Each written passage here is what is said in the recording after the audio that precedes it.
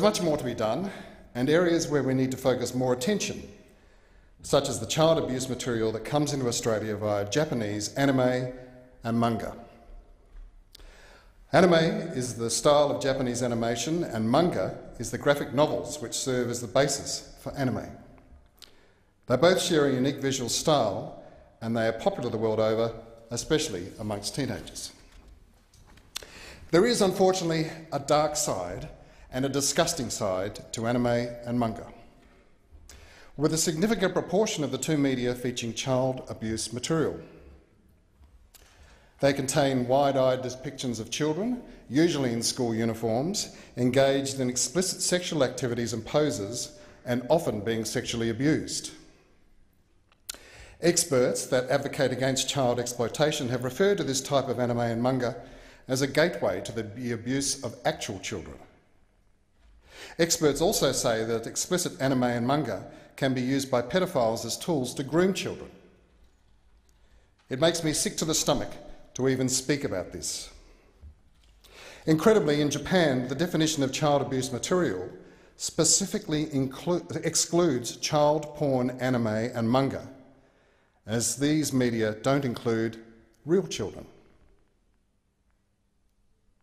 Chaku-eru, which means erotically clothed, is a type of child exploitation material that features sexualised images of actual children, and it remains legal in Japan as long as it doesn't involve full nudity.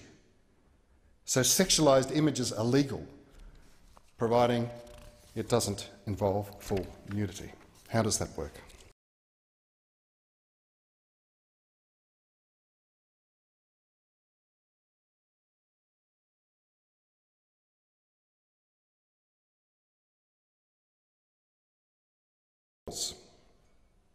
My staff recently alerted me to a series that was distributed in Australia by Madman Entertainment called Sword Art Online.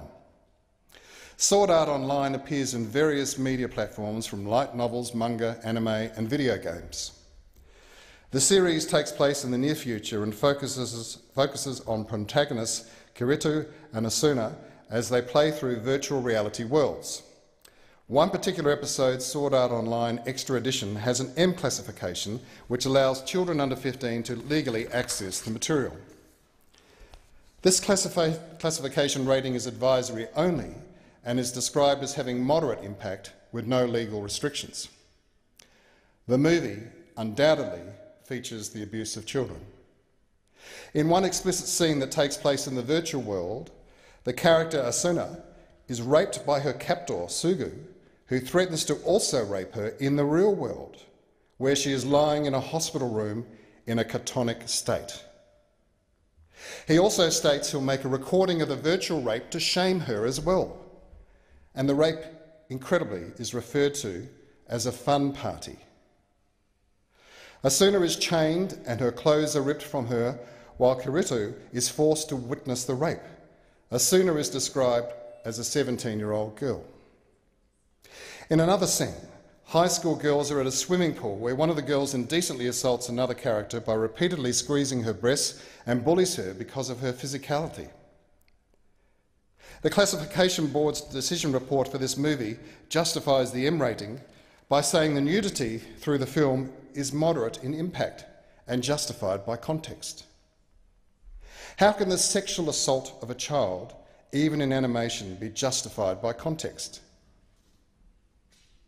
Further research by my staff uncovered another series called No Game, No Life.